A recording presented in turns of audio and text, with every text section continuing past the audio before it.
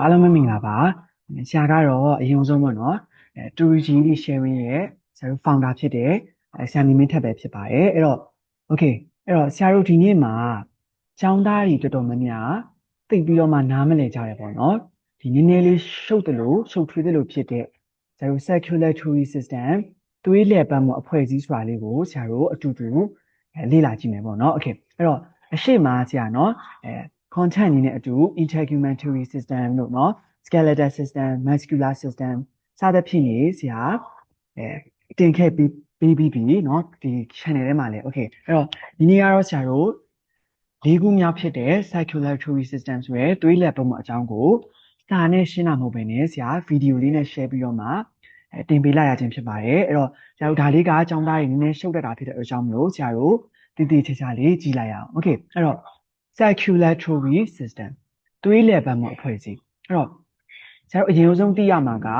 သွေးလည်ပတ်မှုအဖွဲ့အစည်းထဲမှာဆရာတို့ဘာတွေပါလဲဆိုရင်ဆရာတို့အဓိကတော့နှလုံးပါပါတယ်နှလုံးရဲ့ပြီးရင်ဆရာတို့သွေးကြောတွေတွေ့မယ်နော်ဆရာတို့မှာအပြာရောင်သွေးကြောလေးတွေနော်အနီရောင်သွေးကြောလေးတွေအဲ့တော့ဆရာတို့ဒီပုံလေးမှာကြည့်မယ်ဆိုရင်လေသွေးကြောတွေကဘာမှရှိလဲဆိုရင်ခန္ဓာကိုယ်အနက်ခန္ဓာကိုယ်တစ်ခုလုံးမှာရှိပါတယ်တဲ့နော် okay အဲ့တော့ဆရာတို့ကokay ဒီစာလေးကိုမဖတ်ခင်မှာဒီသွေးနဲ့ဘာလုပ်လဲပေါ့အဲ့တော့ဆရာတို့သွေးထဲမှာအောက်ဆီဂျင်တွေတည်ပြီးတော့မှအောက်ဒီသွေးကိုပေါ့နော်ဒီနှလုံးကနေတစ်ဆင့်ခန္ဓာကိုယ်အနက်ကိုပို့ပြီးတော့မှဆရာကဘာလုပ်လဲဆိုရင်ခန္ဓာကိုယ်အနက်မှာအောက်ဆီဂျင်တွေသုံးလို့ရအောင်သွေးနဲ့သွေးကြောတွေနဲ့ပို့ဆောင်ပေးတာပေါ့ okay ဒါလေးကသူ့ရဲ့ function အဲ့တော့ဆရာတို့စာလေးကိုဖတ်ကြည့်မယ် circulatory system ဆိုတာကတဲ့ဆရာတို့ cardiovascular system လို့လည်းခေါ်တယ်သူ့ရဲ့ function ကဘာလုပ်ပေးလဲmove blood throughout the body ဟောခန္ဓာကိုယ်အနံ့ကိုသွေးတွေကိုပို့ဆောင်ပေးတယ် it delivers oxygen ဆရာတို့ oxygen နဲ့ nutrient ဒါဘယ်ကနေပို့ဆောင်တာလဲဆရာတို့သွေးတွေကနေပို့ဆောင်တာเนาะအဲ့တော့ပြီးလို့ရှိရင်ဆရာတို့ remove waste product like carbon dioxide အဲ့တော့ဒီနေရာမှာဆရာတို့ဒီ circulatory system ဆိုတာကအရှိမနောက်တစ်ခေါက်တင်မယ် respiratory အသက်ရှူဒီစနစ်เนาะဆရာတို့အသက်ရှူဆိုင်ရာ system နဲ့ဆရာတို့ခဏနေကြရင်ဓာတ်ရိုက်ချိတ်ဆက်နေတာဖြစ်ပါတယ်အဲ့တော့အဲ့ဒါလေးကိုတော့ဆရာအဲ့ဒီ body system ကိုတော့ဆရာနောက်နေ့မှာတင်ပေးသွားမယ်လောလောဆယ်ဆရာအစအနေပြန်ပြောမယ်เนาะ okay အဲ့တော့ circulatory system ဆိုတာကသွေးလည်ပတ်မှုအဖွဲ့အစည်းသူ့ရဲ့ function ကဘာလုပ်ပေးလဲဆရာတို့ခန္ဓာကိုယ်အနံ့ကိုနှလုံးကနေတစ်ဆင့်เนาะသွေးကြောတွေနဲ့ပေါင်းပြီးတော့မှသွေးတွေကိုလေပတ်ခြင်းအပြင်သွေးထဲမှာအောက်ဆီဂျင်တည်ပြီးတော့မှဆရာတို့ခန္ဓာကိုယ်အသုံးပြုလို့ရတဲ့အောက်ဆီဂျင်တွေကိုပို့ဆောင်ပေးတာဖြစ်ပါတယ်။ okay အဲ့တော့ဆရာတို့ဒါလေးကိုနားလည်မယ်ဆိုရင်ဆရာတို့ပုံလေးကိုကြည့်ကြည့်မယ်။ဟောဒီနေရာမှာဆရာကိုကလေးတို့မှတ်ထားပေးရမှာက okay ဆရာတို့ပုံလေးနဲ့အရင်ဆွဲပြီးတော့မှကြည့်ကြည့်မယ်။နော်စာတွေကိုတောင်းမှဖတ်နေအောင်နော်စာတွေကိုဖတ်နည်းနည်းရှုပ်သွားလိမ့်မယ်။ okay အဲ့တော့ဒီမှာဒါကနှလုံးဖြစ်ပါတယ်တဲ့။ဆရာတို့နှလုံးသားလေးနော်ဆရာတို့နုနယ်တဲ့နှလုံးသားလေး။ okay အဲ့တော့ဆရာတို့ဒီနေရာမှာပထမဦးဆုံးနှလုံးမှာအကန့်ဘယ်နှကန်းရှိလဲဆိုတော့တဲ့၄ကန်းရှိပါတယ်တဲ့။ okay နှလုံးမှာအကန့်ဘယ်နှကန်းရှိလဲ၄ကန်း okay ဟုတ်တယ်အဲ့တော့၄ကန်းရှိတယ်အဲ့တော့ဒီနေရာမှာဆရာတို့ကနှလုံးအကန့်တွေကိုခွဲမယ်ပေါ့ဟောအဲ့တော့ဒီနေရာမှာတရားမှတ်နော်ဆရာဒီမှာ note လေးရေးပေးထားတယ်အဲ့တော့ပထမဦးဆုံးဒါလေးကိုအရင်ကြည့်မယ်အခန်းကဆရာတို့၄ခန်းရှိတယ်အမျိုးအစားက2ခု atrium သွေးဝင်ခန်း ventricle သွေးလွတ်ခန်းအဲ့တော့ဆရာတို့အပေါ်နှခမ်းကြတော့တဲ့ဘာနှခမ်းလဲဆိုရင် atrium နှခမ်းဖြစ်ပါတယ်တဲ့ okay ဘာနှခမ်းလဲဆရာတို့ atrium သွေးဝင်ခန်းနှခမ်းဒါအဲ့တော့ A လို့ရေးလိုက်မယ်နော်အပေါ်နှခမ်းကသွေးဝင်ခန်းနှခမ်းအဲ့တော့အောက်နှခမ်းကဘာနှခမ်းဖြစ်မလဲဆိုရင်အောက်အခန်းနှခမ်းကဆရာတို့အောက်အခန်းနှခမ်းက ventricle ဆိုတဲ့သွေးလွတ်ခန်းဖြစ်ပါမယ်အဲ့တော့ဆရာတို့သွေးဝင်ခန်းတွေသွေးလွတ်ခန်းတွေတော့သိပြီအဲ့တော့သွေးဝင်ခန်းကဘာအလုပ်လုပ်လဲသွေးလွတ်ခန်းကဘာအလုပ်လုပ်လဲပေါ့အဲ့တော့ရောက်ဒီနေရာမှာထူထူအဲ့လောက်ကြီးရှုပ်ထွေးနေစားမလို့ဘူးသူ့နာမည်အတိုင်းပဲเนาะသိကြတာပေါ့သွေးဝင်ခန်းဆိုတော့သွေးဝင်မယ်သွေးလွတ်ခန်းဆိုတော့သိကြတာပေါ့เนาะသွေးလွတ်မှာပေါ့ okay အဲ့တော့ဒီအခန်းလေးကိုနားလည်မယ်เนาะဆရာတို့အပေါ်နှခမ်းက atrium နှခမ်းအောက်နှခမ်းက ventricle ဆိုတဲ့သွေးလွတ်ခန်းအခန်းနှခမ်း okay အဲ့တော့ဒါလေးကိုရပြီဆိုရင်ဆရာတို့ကထပ်ပြီးတော့မှကြည့်မယ်အဲ့တော့ဒီနေရာမှာတို့ဆရာတို့ left right ခွဲမယ်เนาะအဲ့တော့ဆရာတို့ဒီနေရာမှာဒီဘက်ကကျတော့ right ဘယ်ဘက် sorry ညာဘက်ဒီဘက်ကကျတော့ left ညာဘက် okay အဲ့တော့ဆရာတို့ဒါလေးကိုရမယ်ဆိုရင် ဒါလေးကိုနားလဲပြီဆိုရင်အခန်းနှစ်ခန်းကိုနားလဲသွားပြီเนาะအခန်းမျိုးစားနှစ်ခန်းနဲ့အခန်းလေးခန်းရှိရဆိုတာကိုကလေးတို့ကနားလဲသွားပြီအဲ့တော့ဆရာတို့ထပ်ပြီးတော့မှကြည့်ကြည့်မယ်ဟောအခန်းနှစ်ခန်းအပြင်ဘာနှစ်ခုရှိသေးလဲဆိုရင်ဆရာတို့တွေးကြောတွေကိုသွားပါမယ်တွေးကြောတွေခုနအခန်းနေပြီးပြီเนาะအခုတွေးကြောတွေသွားမယ်အဲ့တော့ခုနက atrium သွေးဝင်ခန်း ventricle သွေးလွှတ်ခန်းအခုကကြတော့ artery သွေးလွှတ်ကြော vein သွေးပြန်ကြော okay အဲ့တော့ artery သွေးလွှတ်ကြော vein သွေးပြန်ကြော okay အဲ့တော့ဆရာတို့ကြည့်ကြည့်မယ်ဒီမှာ from heart တဲ့နှလုံးကနေရဲ့ vein ကကြတော့ to heart နှလုံးစီတို့အဲ့တော့သွေးကြောတွေရှိမယ်ကွာဆရာတို့နှလုံးစီကိုလာတဲ့သွေးကြောနဲ့နှလုံးစီကနေထွက်တဲ့သွေးကြောအဲ့တော့ဆရာတို့ဒီနေရာမှာ from heart နှလုံးကနေထွက်မယ်တဲ့ဟောဒီမှာဆရာအသေးပုံလေးလိုက်ပြီးမြားလေးနဲ့နှလုံးထဲကနေထွက်တယ်နှလုံးထဲကနေထွက်တဲ့သွေးကြောဆိုရင်ဆရာတို့ကဒီနေရာမှာ artery လို့ခေါ်ပါမယ်တဲ့နားလည်မလားโอเคအဲ့ဒါဆိုနောက်တစ်ခုနှလုံးထဲကိုဝင်မယ်ခုနကထွက်တယ်အခုဝင်မယ်ဟောမြားလေးနဲ့နှလုံးထဲကိုဝင်တယ် to heart နှလုံးစီတို့အဲ့ဒါဆိုရင်ဆရာတို့က vein သွေးပြန်ကြောလို့ခေါ်ပါမယ်တဲ့โอเคအဲ့တော့ဆရာနောက်တစ်ခေါက်ပြန်ပြောပြမယ် artery သွေးလွှတ်ကြော from heart နှလုံးအထဲကနေထွက်တယ်သွေးလွှတ်တာပေါ့နော်နှလုံးထဲကနေထွက်တယ်ဆိုတော့သွေးလွှတ်ကြောနောက်တစ်ခု vein သွေးပြန်ကြောနှလုံးစီကိုပြန်လာတယ် to heart သွေးပြန်ကြောโอเคအဲ့တော့ဒါလေးကိုနားလည်မလားနားလည်မယ်ဆိုရင်ဆရာတို့တော်တော်လေးရှင်းနေပြီเนาะဆိုတော့ဒါလေးနှစ်ခုတည်ပါပြီโอเคအဲ့တော့နောက်ထပ်နှစ်ခုဆရာတို့နောက်ထပ်နှစ်ခုကကြတော့တဲ့ systematic နဲ့ pulmonary ဖြစ်ပါတယ်တဲ့โอเค pulmonary အဆုပ်နဲ့ဆိုင်နေ systematic စနစ်နဲ့ဆိုင်နေဒါပေမဲ့စနစ်ဆိုရင်ဆရာတို့ခန္ဓာကိုယ်လို့ပြောလို့ရတာပေါ့เนาะခန္ဓာကိုယ်အဲ့တော့โอเคဒါလေးကိုเนาะဆရာတို့ထူးထူးမှတ်စရာမလိုဘူးဒါဒီမှာဆိုကြည့်ကြည့်ပါဦးနှလုံးရဲ့အပေါ်မှာဘာရှိလဲအဆုပ်ရှိတယ်အဲ့တော့ဒီအပေါ်နှစ်ခုကိုဆရာတို့က pulmonary လို့ဆရာတို့မှတ်လိုက်မယ်တဲ့အောက်နှစ်ခုကိုကြတော့ systematic ဘာလို့လဲဆိုတော့အပေါ်နှစ်ခုကဒီမှာနှလုံး sorry ဆရာတို့အဆုပ်နဲ့ဆိုင်တာเนาะအဲ့တော့ pulmonary ဒီမှာအဆုပ်နဲ့ဆိုင်တဲ့သွေးကြောလေးတွေနှစ်ကြောအောက်တစ်ခု systematic ခန္ဓာကိုယ်နဲ့ဆိုင်တဲ့သွေးကြောနှစ်ကြောအဲ့တော့လောလောဆယ်တော့ရှုပ်ကောင်းရှုပ်နေလိမ့်မယ်နားမလည်ဘူးဖြစ်ကောင်းဖြစ်နေနိုင်တယ်โอเคအဲ့တော့ဆရာတို့အခုမှဆရာတို့ဘယ်သွားမလဲဆိုရင်ပုံလေးကိုကြည့်ကြည့်ကြမယ်ဆရာတို့โอเคအဲ့တော့เนาะဆရာခုနကလည်းပုံလေးဆွဲပြပြီးသွားပြီဒီဆရာဖြတ်မိသွားတယ်เนาะဆရာနည်းနည်းပြန်ခဏတော့ပြန်ဆွဲလိုက်အောင်မယ်မြင်မြင်လေးเนาะအဲ့တော့โอเคဆရာထူးတော့မဆွဲတော့ဘူးမြင်မြင်လေးဆွဲလိုက်မယ်เนาะโอเคအခန်းလေးခန်းရှိတယ်အပေါ်နှခမ်းက atrium အောက်နှခမ်းက ventricle โอเคဒါလေးသိရင်ရပြီโอเคအဲ့တော့ဆရာတို့ပုံလေးကိုကြည့်ကြည့်မယ်အဲ့တော့ဆရာတို့အသက်ရှူတယ်ဆိုတာလေဆရာတို့ဘာနဲ့ရှူတာလဲဟုတ်တယ်ဆရာတို့အဆုပ်နဲ့ရှူတာเนาะအဆုပ်အဲ့တော့ဒီနေရာမှာအဆုပ်နဲ့နှလုံးနဲ့အတူတူအလုပ်လုပ်မှာပေါ့เนาะโอเคအဲ့တော့ဆရာတို့ပုံလေးကိုကြည့်ကြည့်မယ်ဟောဆရာဒီနေရာမှာเนาะဆရာအစိမ်းအောင်နည်းလုပ်မယ်ဆရာ1เนาะ2 3 4စသဖြင့်လေးလုပ်ပြီးတာမြင်မလားကလေးတို့โอเคမြင်မယ်เนาะโอเคအဲ့ဒါဆိုဆရာတို့ထပ်ပြီးတော့မှဆရာမြားလေးတွေဆွဲထားတာတွေ့လားအနီရောင်မြားလေးနှစ်ချောင်းနဲ့အပြာရောင်မြားလေးနှစ်ချောင်းအဲ့တော့အဲ့ဒီမြားလေးနှစ်ချောင်းကိုကလေးတို့ကဆရာကိုဘာလို့မှတ်ပေးရမလဲဆိုလို့ရှိရင်သွေးကြောလေးတွေလို့မှတ်ပေးပါโอเคဘာလို့မှတ်ပေးရမလဲဟုတ်တယ်သွေးကြောเนาะโอเคသွေးကြောလို့မှတ်ပေးပါဆရာโอเคအဲ့တော့ဒီနေရာမှာဆရာသွေးကြောလေးကိုအရောင်လေးနှစ်ခုမတူတာဆွဲထားတယ်တွေ့လားအနီရောင်လေးရဲ့အပြာရောင်လေးရဲ့အဲ့တော့အနီရောင်သွေးကြောလေးတွေကိုတဲ့ဆရာကအောက်ဆီဂျင်ပါတယ်လို့ဆရာတို့ကသိပေးရပါမယ်တဲ့โอเคဘာပါလဲအောက်ဆီဂျင်ပါတယ်သွေးကြောဟောသွေးကြောထဲမှာဆိုဆရာတို့သိကြတာပေါ့နော်သွေးလေးတွေရှိမှာပေါ့အဲ့တော့အောက်ဆီဂျင်ပါတယ်သွေးလေးတွေဟောဒီနေရာမှာဆရာတို့1 2 3 4အစဉ်လိုက်အတိုင်းသွားမယ်အဲ့တော့ပထမဦးဆုံးနံပါတ်1ဆရာတို့ဒီနေရာမှာသွေးလွတ်ကြောတွေသွေးပြန်ကြောတွေလေ့လာခဲ့เนาะโอเคဒါကြီးကနှလုံးအထဲကနေထွက်တယ် from heart အဲ့တော့ဒါလေးကဘာသွေးကြောဖြစ်မလဲ artery ဖြစ်မလား vein ဖြစ်မလားနှလုံးအထဲကနေထွက်တယ် from heart ဟုတ်တယ်ဆရာတို့ artery ဖြစ်မှာပေါ့เนาะဒီမှာကြည့်ကြည့် okay အဲ့တော့နှလုံးအထဲကနေဆရာတို့ထွက်တယ်အောက်ဆီဂျင်ပါလားမပါဘူးလားအနီရောင်လေးဆိုတော့ okay ပါတယ်เนาะအောက်ဆီဂျင်ပါတယ် okay အဲ့တော့ဆရာတို့ဒီနေရာမှာအောက်ဆီဂျင်ပါတဲ့သွေး သွေးလေးတွေက artery ဆိုတဲ့သွေးလွတ်ကြောကနေတဆင့်နှလုံးထဲကနေထွက်လာပြီးထွက်လာတဲ့အခါမှာဆရာတို့ဘာရှိမလဲလူရဲ့ခန္ဓာကိုယ်စီကိုရောက်မယ် human body အဲ့တော့လေဆရာတို့အောက်ဆီဂျင်ပါတဲ့သွေးတွေကိုခန္ဓာကိုယ်စီမှာရောက်တဲ့အခါလူရဲ့ခန္ဓာကိုယ်ကနော်ဆရာတို့မသုံးမဲနဲ့ဒီတိုင်းအလှကြည့်မလားအောက်ဆီဂျင်တွေကိုအသုံးပြုလိုက်မလားโอเคဟုတ်တာပေါ့နော်ဆရာတို့အသုံးပြုလိုက်မှာပေါ့နော်အလှမကြည့်နဲ့နော်ဆရာတို့ဟုတ်တယ်အဲ့တော့ဒီနေရာမှာအောက်ဆီဂျင်ပါတဲ့သွေးတွေကို artery ဆိုတဲ့သွေးလွတ်ကြောကနေတဆင့်ဟောဘယ်အခန်းလေးကနေဆရာတို့ပို့လိုက်တာလဲဒီမှာအခန်းလေး၄ခန်း ventricle ဆိုတဲ့သွေးလွတ်ခန်းကနေသွေးလွတ်ကြောကနေတဆင့်အောက်ဆီဂျင်ပါတဲ့သွေးလေးတွေကိုလူရဲ့ခန္ဓာကိုယ်စီကိုပို့ပေးလိုက်ပြီဟောလူရဲ့ခန္ဓာကိုယ်ကအသုံးပြုလိုက်ပြီအသုံးပြုလိုက်တဲ့အခါမှာဆရာတို့ဒီမှာကြည့်သွေးကြောလေးနဲ့ပြန်လာတယ် to heart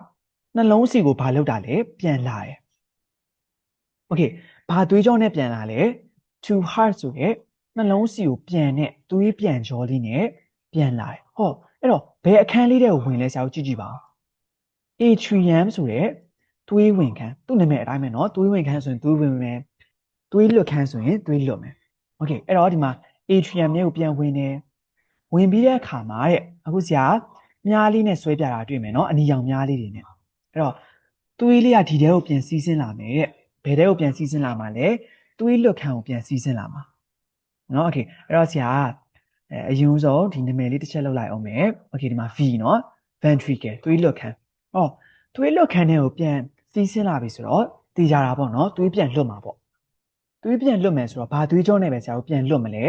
သွေးလွတ်ကြောနဲ့လွတ်မလားသွေးပြန်ကြောနဲ့လွတ်မလားတည်ကြတာပေါ့ဆရာတို့ from heart နှလုံးအထဲကနေထွက်တာသွေးလွတ်ကြောနဲ့သွေးလွတ်မှာပေါ့เนาะโอเคအဲ့တော့ဆရာတို့အောက်ဆီဂျင်ပါသေးလားဒီမှာကြည့်ကြည့်ပါဦးသွေးကြောလေးတွေထဲမှာโอเคမပါသေးဘူးเนาะမပါသေးဘူးအဲ့တော့ဒီနေရာမှာအောက်ဆီဂျင်မပါတဲ့သွေးလေးတွေကို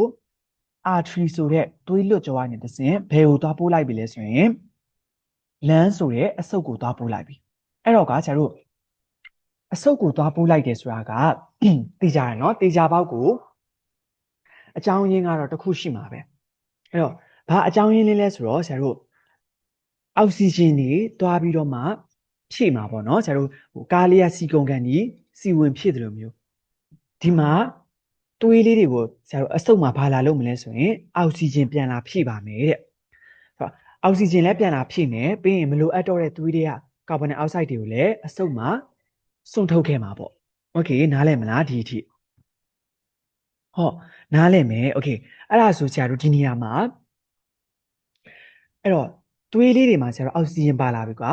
အောက်ဆီဂျင်ပါလာပြီဆိုဆရာတို့ဒီတိုင်းမထားဘူးလေနော်နှလုံးထဲကိုပြန်ပို့တော့မှာအောက်ဆီဂျင်ပါသွားပြီရောနော်ဆရာတို့ gas ဖြည့်ပြီးသွားပြီဆိုတော့โอเคအဲ့တော့ဒီနေရာမှာဟောမြားလေးကိုကြည့်ကြည့်ပါဦးမြားဆိုတဲ့သွေးကြောလေးအပြာရောင်လေးကနေဘာရောင်လေးပြောင်းသွားပြီလဲအနီရောင်လေးပြောင်းသွားပြီโอเคအဲ့တော့ဆရာတို့သဘောကတော့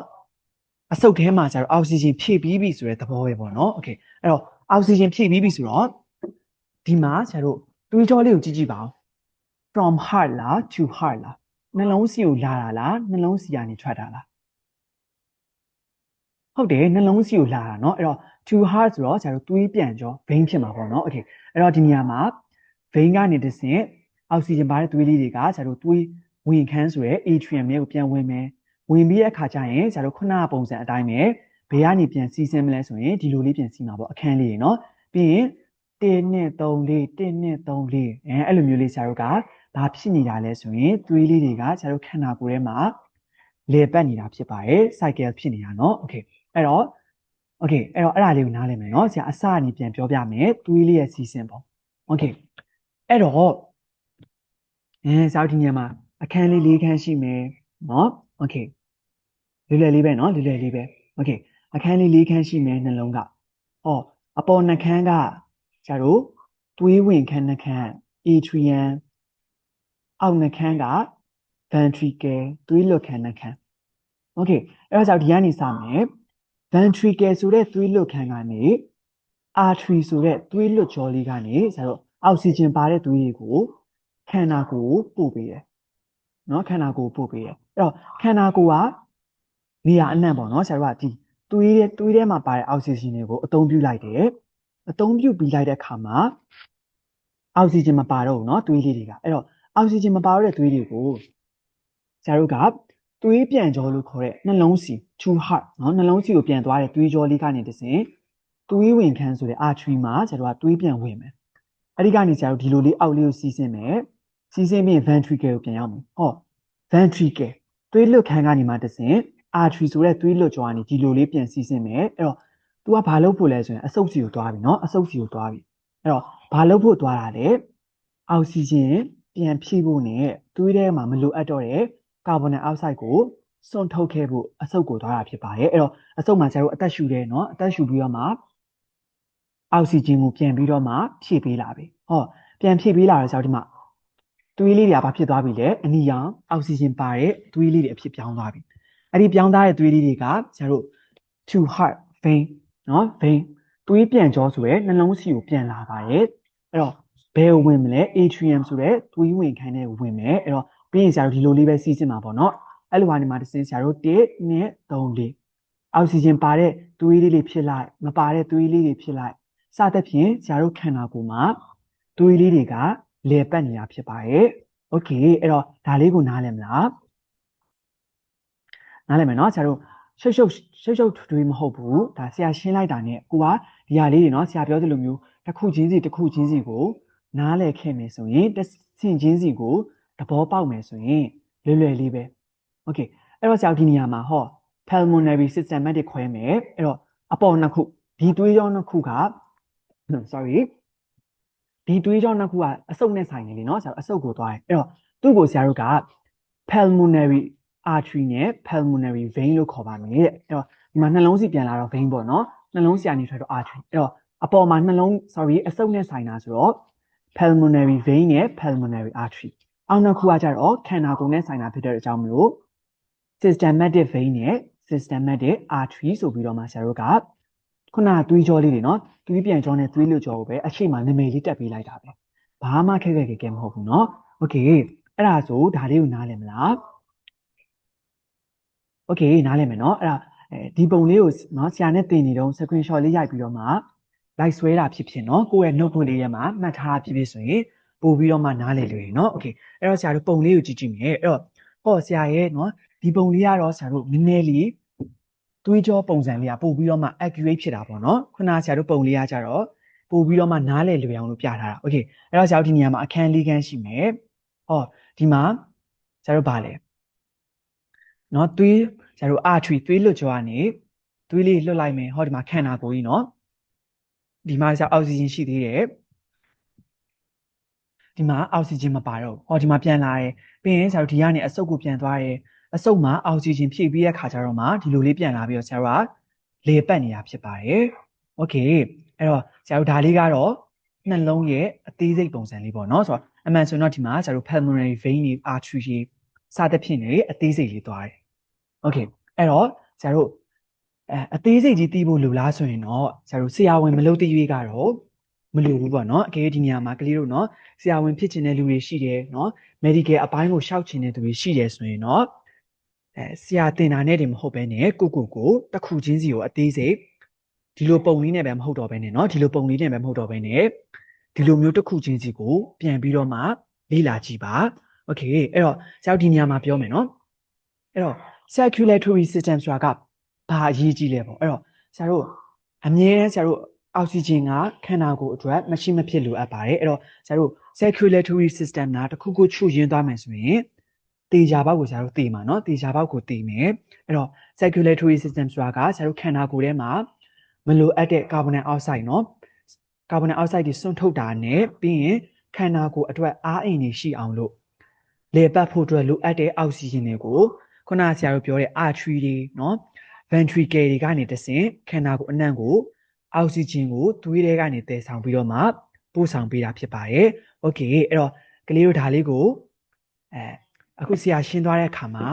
နားလည်သွားမယ်သဘောပေါက်သွားမယ်လို့ဆရာယုံတယ်เนาะအဲ့တော့ဆရာရဲ့ channel ထဲမှာတော့အစာဆရာတင်ပေးမလို့စဉ်းစားတယ်ဒါပေမဲ့စာနဲ့ရေးရတဲ့ဒီလိုမျိုးလေးเนาะဗဇက်လေးနဲ့ရှင်းတာကပို့ပြီးတော့မှနားလည်လွယ်တာဖြစ်တဲ့အတွက်ကြောင့်မလို့ဒါကလေးတို့ဆရာကဗီဒီယိုလေးနဲ့ YouTube မှာပဲတင်ပေးလိုက်ရခြင်းဖြစ်ပါတယ်โอเคအဲ့တော့ဆရာနောက်ဆုံးပြောချင်တာကတော့ဒါဆ ဆရာရဲ့ class information လေးပေါ့နော်အဲ့တော့ဒါဆရာကိုယ်တိုင်လည်းတူ GD sharing မှာ founder ဖြစ်တဲ့အလျောက်เนาะ content တွေရေးပြီးတင်နေတယ်เนาะGD ចောင်းသားတွေတည်တဲ့နဲ့เนาะကျွန်တော်တို့ social ဆိုလဲ social စာတွေ၄ဘာသာလုံးပေါ့เนาะဆိုတော့၄ဘာသာလုံးရဲ့စာတွေ content sharing တွေလုပ်နေတဲ့ဆရာတယောက်ဖြစ်တယ်ဒါအပြင်ဆရာကပေါ့เนาะယခုလက်ရှိမှာ science နဲ့ art လေးကိုအဓိကသင်ကြားပေးနေတဲ့ပေါ့เนาะအဲ့တော့ကလေးတို့အနေနဲ့ဆရာနဲ့အတန်းတက်ချင်မယ်ဆိုရင်ဆရာနဲ့အတန်းတက်ဖြစ်မယ်ဆိုရင်ပေါ့เนาะတက်ချင်တယ်ဆိုရင်ဆရာရဲ့เนาะဒီ channel လေးကိုလည်းလာပြီးတော့မှကြည့်လို့ရတယ်ဆရာ channel မှာဒီမှာဆရာရဲ့ Telegram ACC လေးလည်းဆရာပို့ပေးထားပါတယ်အဲ့တော့ကလေးတို့အနေနဲ့ဆရာနဲ့เนาะ science ကို all course ပေါ့เนาะဆရာတို့စာအုပ်တစ်အုပ်လုံးကို GD မှာတည်တဲ့ဟာတွေအကုန်လုံးကို 1-on-1 တက်ချင်တာတော့၎င်းအမှမဟုတ်လို့ရှိရင် R လေးကိုဆရာတို့ပေါ့เนาะ R လေးကို reading ကိုเนาะ writing ဆရာတို့ external response ကို grammar ကိုတစ်ခုချင်းစီကိုအသေးစိတ်တက်ချင်တာတော့၎င်းဆရာစီမှာလာပြီးတော့မှဆက်သွယ်လို့ရပါတယ်ဆိုတာကိုဆရာကပြောပြချင်ပါတယ်အဲ့တော့ review တွေအနေနဲ့ကတော့ကလေးတို့အနေနဲ့ဆရာရဲ့ channel တွေကိုလည်းဝင်ပြီးတော့မှ review လေးတွေကြည့်နိုင်တယ်เนาะအဲ့တော့ဆရာကကိုယ်တိုင် content sharing လုပ်နေတဲ့ဆရာဖြစ်တဲ့အတွက်ကြောင့်မလို့ဒါပြီးရင်ဆရာကိုယ်တိုင်ចောင်းသားလေးတယောက်လည်းဖြစ်နေစေဖြစ်ခဲ့တဲ့အတွက်ကြောင့်မလို့ပေါ့เนาะအဲ့တော့ဆရာနဲ့သင်မယ်ဆိုရင်ဒါကလေးတို့ပေါ့ပါနဲ့ပျော်ရှင်းပြီးလို့ရှိရင်concept တွေ background knowledge တွေနားမလည်တာမျိုးရှိလို့ရှိရင်ဆရာစီမှာဇင်းုံတက်တာစာနဲ့ပေါ့เนาะအတန်းလေးတွေလာပြီးတော့မှတက်လို့ရတယ်ဆိုတာကိုဆရာကဒီနေရာမှာနောက်ဆုံးအနေနဲ့ဆရာကြော်ညာလေးဝင်ချင်ပါတယ်ပေါ့เนาะ okay အဲ့တော့ဒါလေးကတော့ဆရာရဲ့ Telegram ACC နဲ့ Telegram content sharing လုပ်နေတဲ့ channel เนาะ okay အကယ်၍ကိုကအတန်းမတက်ဖြစ်ရင်တော့မှဆရာရဲ့ channel လေးကိုလာပြီးတော့မှ join ထားလို့ရတယ်အဲ့တော့ဆရာရဲ့ channel မှာခုနပြောသလိုပဲเนาะ၄ဘာသာလုံးအတွက် content sharing တွေလုပ်နေတာဖြစ်တဲ့အတွက်ကြောင့်မလို့ဒါကလေးတို့ရဲ့ GD journey အတွက်တမျိုးတစ်ဖုံအတွက်ပေါ့เนาะတနည်းနည်းနဲ့တော့အထောက်အကူဖြစ်လိမ့်မယ်လို့တော့ဆရာယုံကြည်ပါတယ်โอเคအဲ့တော့ကျေးဇူးတင်ပါတယ်ဆရာရဲ့ဒီစာ lesson လေးကိုအဆုံးထိကြည့်ပေးလို့ကလေးတို့ရောက်ဆရာကိုကျေးဇူးတင်ပါတယ်အဲ့တော့နောက်နေ့ဒီမှာလည်းဆရာဒီ body system တွေအပြင်နောက်ထပ်စာတွေကိုအများကြီးတင်သွားပေးလို့ရှိတာမလို့ဆရာရဲ့ YouTube channel လေးကိုလည်း subscribe လေးလုပ်သွားပေးဖို့မေတ္တာရက်ခံချင်ပါတယ် okay thank you ပါဆရာတို့နောက် content အနေနဲ့ဆရာတို့ပြန်တွေ့ပါမယ်